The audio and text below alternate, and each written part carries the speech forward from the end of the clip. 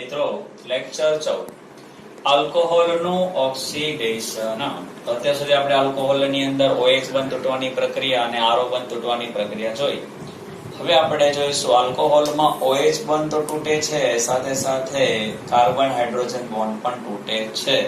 તો અહીંયા એક હાઇડ્રોજન ને અહીંયા હાઇડ્રોજન, આ પ્રક્રિયાની અંદર હાઇડ્રોજન દૂર થઈ અને કાર્બોનિલ ગ્રુપ મળે છે. હાઇડ્રોજન દૂર થાય પ્રક્રિયાને શું કહેવાય? વિહાઇડ્રોજનીકરણ એટલે કે ડિહાઇડ્રોજનેશન કહેવામાં આવે છે. 1 ડિગ્રી આલ્કોહોલનું ઓક્સિડેશન. 1 ડિગ્રી આલ્કોહોલનું ઓક્સિડેશન. 1 ડિગ્રી આલ્કોહોલનું ઓક્સિડેશન જ્યારે કરશો ત્યારે આલ્ડીહાઇડ મળશે અને તરત જ એમાંથી કાર્બોક્સિલિક એસિડ મળશે. મિત્રો અહીંયા જોજો કે આલ્કોહોલમાં કાર્બનની સંખ્યા જેટલી હોય એટલી જ આલ્ડીહાઇડમાં હોય ને એટલી જ કાર્બોક્સિલિક એસિડમાં હોય છે. પણ જ્યારે આપણે એનો સ્ટ્રોંગ ઓક્સિડાઇઝિંગ એજન્ટ KMnO4 અથવા તો K2Cr2O7 acidic K2Cr2O7 acidic KMnO4 basic KMnO4 એની મદદથી કરીશું તો ડાયરેક્ટલી આપણને કાર્બોક્સિલિક એસિડ મળે છે. બીજી એક વાત કે જો આપણે ખાલી આલ્ડીહાઇડ જો ફર્ધર ઓક્સિડેશન ન કરવું હોય તો માઇલ્ડ ઓક્સિડાઇઝિંગ એજન્ટ યુઝ કરવો પડશે આપણે PCC-CH2Cl2 જેને આપણે સેરેટ રિએજન્ટ કહીશું. PCC એટલે પેરિડિનિયમ ક્લોરોક્રોમેટ ની CH2Cl2 નિર્બળ ઓક્સિડેશન કરતા છે, એની હાજરીમાં ઓક્સિડેશન કરાવી ત્યારે આપણને આલ્ડીહાઇડ મળે છે. જે કાર્બનની સંખ્યા ગણો 1 2 3 4 1 2 3 4. મિત્રો અહીં જ્યારે ડબલ બોન્ડ છે અને કોઈ પણ પ્રકારની ઇફેક્ટ થતી નથી, એ ધ્યાન રાખજો. માત્ર OH માંથી CHO બને છે, મતલબ કે 1 ડિગ્રી આલ્કોહોલ માંથી આલ્ડીહાઇડ બને છે. એવી રીતે જોન્સ રિએજન્ટ. જોન રિએજન્ટ કોને કહેવાય? CrO3 માં H2SO4 ના જલીય દ્રાવણમાં દ્રાવક તરીકે એસિટોન યુઝ કરે તો એને જોન્સ રિએજન્ટ કહેવાય છે. એ પણ 1 ડિગ્રી આલ્કોહોલનું ટ્રાન્સફર કરશે આલ્ડીહાઇડની અંદર. હવે 2nd ડિગ્રી આલ્કોહોલનું ઓક્સિડેશન. મિત્રો 2 ડિગ્રી આલ્કોહોલનું જ્યારે ઓક્સિડેશન કરે તો આપણને શું મળશે? કીટોન. જેમ કે અહીંયા મળ્યો એસિટોન. કાર્બનની સંખ્યા અહીંયા ગણો 1 2 ને 3, તો અહીંયા પણ 3, એટલે કાર્બનની સંખ્યા સેમ રહે છે. આપણી ટેક્સમાં આગળ હવે ના પડે છે કે આનું થોડુંક મુશ્કેલ છે, ઓક્સિડેશન નહીં થાય, તો હું તમને કહ્યું કે કદાચ આપણે એનું strong oxidising agent K2Cr2O7 acidic K2Cr2O7 વડે કરીશું તો આપણને અહીં કાર્બોક્સિલિક એસિડનું જે મિશ્રણ મળશે. એટલે અહીંયા આપણે બ્રેક કરીએ તો 2 કાર્બન વાળો એસિડ એટલે કે અહીંયા આવશે CH3COOH અને 1 કાર્બન વાળો એસિડ એટલે ફોર્મિક એસિડ મળશે. ફોર્મિક એસિડ જે છે એનો ટ્રાન્સફર થશે CO2 અને H2O ની અંદર, CO2 અને H2O. તો ફાઇનલી આપણે અહીંયા જોઈએ શરૂઆતમાં કાર્બનની સંખ્યા કેટલી? 1 2 અને 3. અહીંયા કાર્બનની સંખ્યા થઈ ગઈ 2. 1 ડિગ્રીની અંદર કાર્બનની સંખ્યા કાર્બોક્સિલિક એસિડમાં સેમ ટુ સેમ રહે. 2 ડિગ્રીની અંદર 1 કાર્બન ઓછો થાય. ચલો હવે આપણે 3 ડિગ્રીની વાત કરીએ.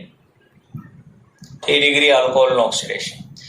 આપણી ટેક્સમાં ના પડે છે કે 3 ડિગ્રી આલ્કોહોલનું ઓક્સિડેશન થતું નથી, પણ મિત્રો જ્યારે આપણે સાંદ્ર HNO3 જેવા પાવરફુલ ઓક્સિડાઇઝિંગ એજન્ટ વડે એનું ઓક્સિડેશન કરાવીશું તો સર્વપ્રથમ શું થાય છે તે જો. તો આમાં અહીંયાથી આપણે વાત કરીએ તો આલ્કીન બને છે OH અને H, એટલે બીટા વિલોપન જેવી રિએક્શન થઈને આલ્કીન મળશે પહેલા શરૂઆતમાં.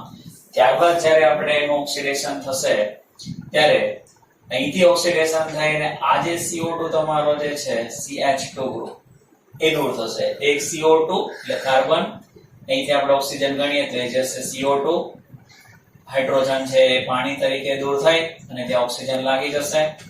તો જો એ થઈ ગયા 4 ઓક્સિજન, 2 ને 1 3 ને 1 4 ઓક્સિજન. તો આ થઈ ગયો કીટોન. તો અહીંયા જ્યારે કાર્બનની સંખ્યા કેટલી હતી? 1 2 3 અને 4, તો અહીંયા કાર્બનની સંખ્યા હતી 4. કીટોન બન્યો એટલે કાર્બનની સંખ્યા થઈ ગઈ 3. ફરી પાછું ઓક્સિડેશન થાય અને આગળ કીધું એ પ્રમાણે એસિટોનમાંથી આપણને મળશે એસિટિક એસિડ. તો જ્યારે એસિટિક એસિડ મળશે ત્યારે કાર્બનની સંખ્યા થઈ જશે 2. તો એનો અર્થ એવો થયો કે 1 ડિગ્રી આલ્કોહોલ હોય તો કાર્બનની સંખ્યા મૂળ કાર્બન જેટલી જ રહે છે.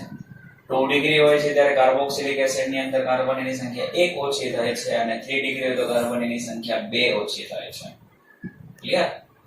હવે કોપરની હાજરીથી 1 ડિગ્રી 2 ડિગ્રી 3 ડિગ્રી આલ્કોહોલની પ્રક્રિયા વિશે ભણીએ તો આ છે આપણી પાસે 1 ડિગ્રી આલ્કોહોલ, આ થઈ ગયો તમારો 2 ડિગ્રી આલ્કોહોલ, આ થઈ ગયો તમારો 3 ડિગ્રી આલ્કોહોલ.